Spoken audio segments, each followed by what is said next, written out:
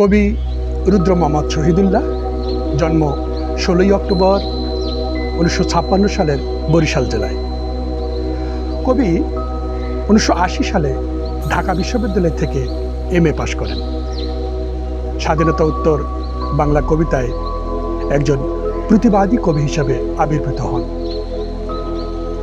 তার কাব্যগ্রন্থের মধ্যে ফিরে চাই স্বর্ণগ্রাম, উপদ্রুত উপকূল, সবল ইত্যাদি উল্লেখযোগ্য।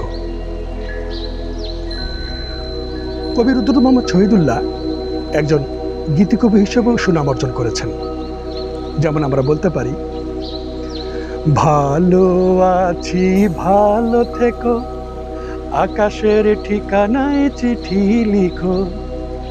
ভালো আছি ভালো থেকো, আকাশের ঠিকানায় চিঠি লিখো। দিও তোমার মালা খানি, দিও তোমার মালা খানি, বাউলের এই মনটারে ভিতর বাহিরে, অন্তরে অন্তরে আছো তুমি হৃদয় জুড়ে। কবি রুদ্র মোহাম্মদ শহীদুল্লাহ 1991 সালের 21শে জুন আজকের এই দিনে মৃত্যুবরণ করেন।